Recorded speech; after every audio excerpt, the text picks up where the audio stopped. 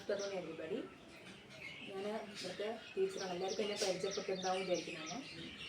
അപ്പോൾ ഞാൻ എത്തിയിട്ടിപ്പോൾ 1 മന്ത് കഴിഞ്ഞു.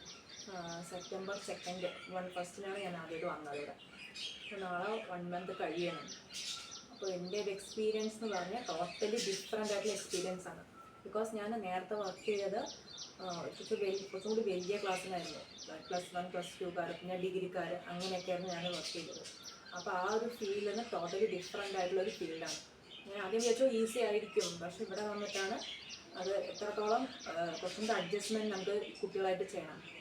വലിയ കുട്ടികളാകുമ്പോൾ നമുക്ക് ജസ്റ്റ് ക്ലാസ് എടുത്ത് അവർ ആ ഇതിൽ പോയാൽ മതി.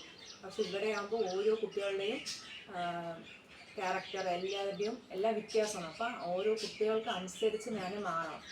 കുറച്ചും കൂടെ എനർജറ്റിക് ആയിട്ടും ഒരുപാട് കാര്യങ്ങൾ പുതിയതായിട്ട് ഞാൻ സ്വന്തമായിട്ട് പഠിച്ചിട്ട് വേണം ക്ലാസ്സിലേക്ക് വന്ന് അവരോട് ഇതൊക്കെ ചെയ്യാൻ. ഓരോ കാര്യങ്ങൾ അവർക്ക് പറഞ്ഞു കൊടുക്കുമ്പോഴും അവർ തിരിച്ച് എൻ്റെ അടുത്ത് പറയുമ്പോൾ അത് കേൾക്കാനുള്ള പേഷ്യൻസ് എനിക്ക് ഉണ്ടാവണം. ആദ്യം പറയുമ്പോൾ എനിക്ക് അത്ര ആവശ്യമില്ല. ജസ്റ്റ് ഞാൻ പോകുന്നു ഇംഗ്ലീഷായിരുന്നു സബ്ജക്റ്റ്. അപ്പോൾ ബുക്ക് നോക്കി അവർ ക്ലാസ് എടുക്കുന്നു, അവർ ഡൗട്ട് ചോദിച്ചാൽ ഞാൻ പറഞ്ഞു കൊടുക്കുക, നോട്ട്സ് കൊടുക്കുക, എക്സാമിനുള്ള റിവിഷന്, അങ്ങനെ ആ ഒരു ലെവൽ ഓഫ് ടീച്ചിങ് എല്ലാം ടോട്ടലി ഡിഫറെൻ്റാണ്. പക്ഷെ ഇവിടെ എന്ന് പറഞ്ഞാൽ ഞാൻ പ്രിപ്പയർ ചെയ്യണം. ആ കുട്ടികളോട് ഞാൻ ഈ സ്റ്റുഡൻറ്റ് ഈസ് ഡിഫറെൻറ്റ്.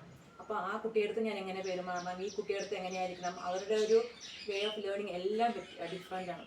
അപ്പോൾ കുറച്ചും കൂടി എനിക്ക് എനർജറ്റിക് ആവണം. ടോട്ടലി എല്ലാം കൊണ്ടും ഡിഫറെൻ്റാണ്. I'm so happy. ഒരുപാട് ഹാപ്പി. എന്താണെന്ന് വെച്ചാൽ ഞാൻ വിചാരിച്ചിട്ട് എനിക്ക് മുന്നോട്ട് എത്രത്തോളം പോകാൻ പറ്റുമെന്ന് എനിക്ക് അറിയായിരുന്നു. പക്ഷെ എനിക്കിപ്പോൾ ഒരു കോൺഫിഡൻസ് കിട്ടിയിട്ടുണ്ട്.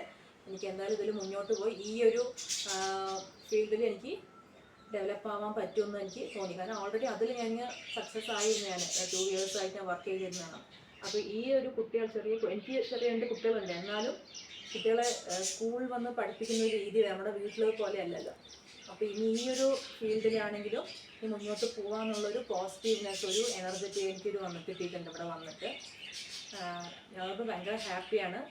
ഇവിടെ എല്ലാവരും സപ്പോർട്ടീവാണ്. സുധീർ സാർ, ഉഷ മാം എല്ലാവരും ഇവിടെ ഭയങ്കര സപ്പോർട്ടാണ്. നമുക്ക് ഇനി മുന്നോട്ട് കൂടുതൽ കാര്യങ്ങൾ പഠിക്കാനും ഇനി കുട്ടികളെ എങ്ങനെ പഠിപ്പിക്കണം, ഇനി എങ്ങനെ ചെയ്യണം എന്നുള്ള കാര്യങ്ങൾ സുധീർ സാർ ഒരുപാട് മോട്ടീവ് ചെയ്യുന്നുണ്ട് നമ്മളെ.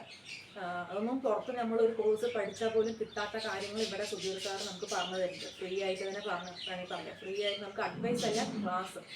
ഇനി ഇതിൽ നമുക്ക് എങ്ങനെ നമ്മുടെ ജോബല്ല കരിയർ നമുക്ക് എങ്ങനെ ഗ്രോത്ത് ചെയ്യാം,